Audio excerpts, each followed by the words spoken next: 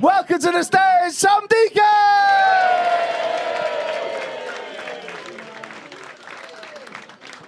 Thank you very much. What a lovely gig.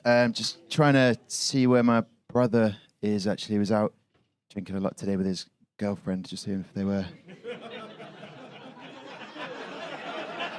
see if they were...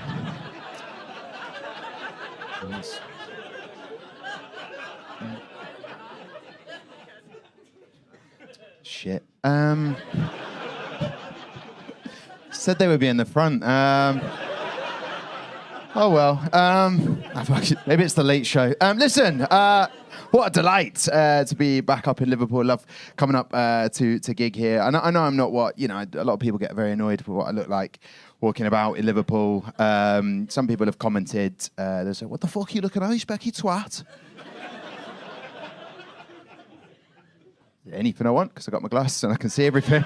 But I know. So it's mad. It's been a crazy year. I think we've all noticed it now. So it's not gone as I wanted it this year. I'm referring to this. It's not a wanking injury. What's happened here is a lot. It's not what I wanted.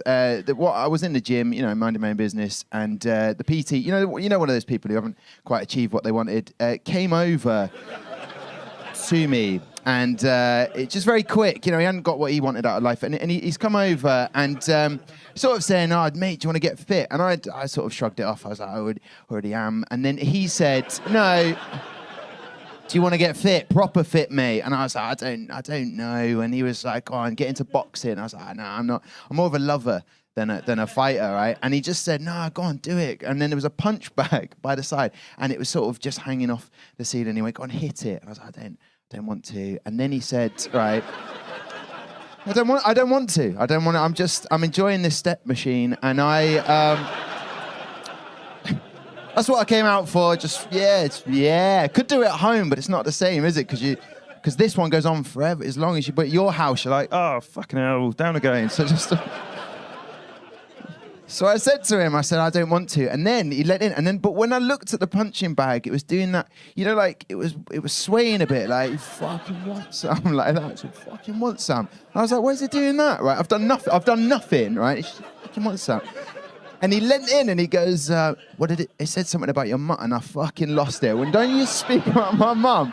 So I ran up, and I'll be honest with you, like, I've never really hit anything before, so I just whacked in because I'm a pretty fast bowler at village cricket.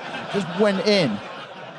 I didn't even cross the line. I put the plant foot like that, and I hit. And I swear to God, it's funny how you remember things, because I swear when I hit it, I heard this noise, just ooh, like it hit, because I hit it so hard. The bag was like ooh, like winded, and then I looked at the PT, and his face was like, "Mate, like other people have got to use that." Like I'd hit it that fucking hard, bam, like that, and then what happened was a lot of because I'd hit it at an angle, like punching down, like fucking bam, like that. I just felt this sensation in my hand where I was like, "Ow!" So then I fell to my knees. So I was like, "Ow!" Like I thought it was it. Like, but it's very powerful. I felt I've done one and done, and that's me now. That's me, and I can't wipe my ass properly. No, I can't get the purchase. I can't, because some people are sit downers, and I'm a stander up, and I'm like, "Oh,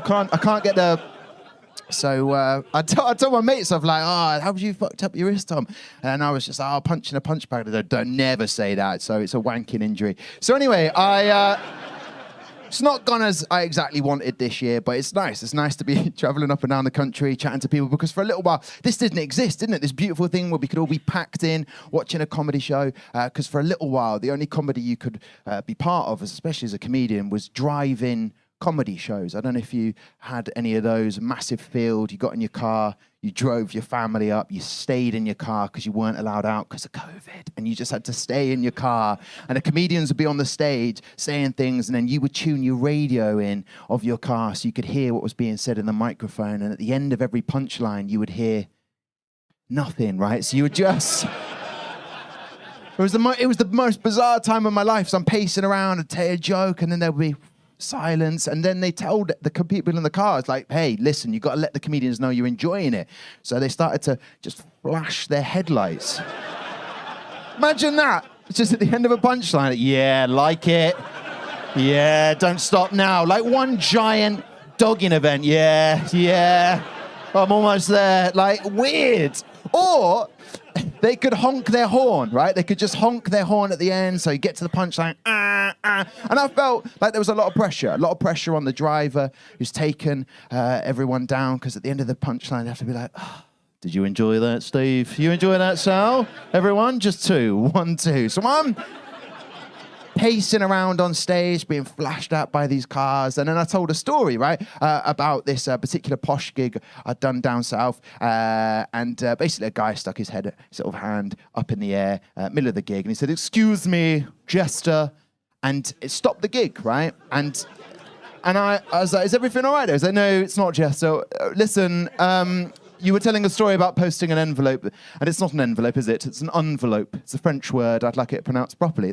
He heckled for that, right? And I said, oh, mate, are you sure you want to? And he was like, yes, it's not an envelope. It's an envelope. I'd like it pronounced properly. And I said, quick as a flash, I just went, do you know what, mate? Thank you for that, because it's so nice to be gigging back in England, right? And I said this to him. Quite nice, lovely moment. People at this driving gig loving it, flashing their light. One guy did his windscreen wipers. I don't know what that meant. Really into it. And the thing is, in my head, I was like, oh, this is going really well. And then whatever job you do in life, you just sometimes think like, oh, maybe I've got a bit of doubt. Third row back, wedged in, guy in a Mazda. Now, I haven't got an issue with Mazdas. If you like shit cars, that's up to you, right? But he's in his little Mazda. And it just felt like, it's probably in my head, and I know it's so silly now, but like when he was honking his horn, it was a long delay, like a like just like that. And I was thinking in my head, he's fucking honking that very sarcastically. And I like, I feel like everyone else is enjoying it, but he's like, oh, that's funny. And I was getting to me, right? And I was fucking tempted to run fucking like, right. But I thought, style it out, Tom. Do you know what I mean? Because I've done tough gigs in Manchester. I did a gig a month ago in Manchester. I walked out to 6 people. Tough gig. I'm not gonna lie, because they hadn't sat together. You had 2 in the front, 2 in the middle, 2 at the back, and I'm thinking, here we go. This is not gonna be easy, right? And then a couple of minutes in, hear this noise. Into the darkness. I'm thinking, there's a dog in the room, right? And the thing is, my ego kicked in. I went, that's 7, right? So I got excited. But it turns out it wasn't 7, right? It was a couple in the front, couple in the middle, and a bloke and his dog at the back, right? And I'm thinking, this is... And I said, is everything all right? The guy, proper Mac, just went, I don't know, mate. Let me check. You all right? You all right, mate? You all right? Yeah. You all right? You had a big dinner, didn't you? Yeah. Nice one. Then he did something which hurts comedians' feelings. He just looked up and went, carry on. Just carry on. And I was fucking fuming, but I said nothing because, you know, I'm out of the game now. And I said to him, all right then. I cracked on, did a few more jokes. And then I was thinking, do you know what? When people heckle, you got, like in comedy, you got to put them down. And I'm thinking, I've never put a dog down, like at a gig. I don't even know how to. Like, I'll say something to affect it emotionally, like, oh, that's a nice cat collar. Like something, like, oh, the dog will have a complex looking at the bloke. Like, have you bought me a cat collar? Like something like that. And they're about, no, mate, what you on about? He's lying. It's not cheaper. And then stuff like that. But I pace on a bit. I'm telling some stories, then the dog, rah, rah, rah, rah, rah. And I went, listen, mate, that's got to stop. I can't keep heckling me, your dog. And he went, to be honest, mate, did have a big dinner, we're probably going to go. I lost a third of the fucking audience that night, right? So I know what it feels like to be heckled, but I'm being heckled by this bloke, just, that's funny, right? And I thought, well, I'm not having it. So I said, is there a problem, Mr. Mazda? Yeah, dealt with it. I got tense there when I did that. I was like, fuck, you got a problem, like that. And he stuck his head out the window and he went, I'm trying to get out. Fucking incredible. 1 minute a comedian, next minute a parking attendant.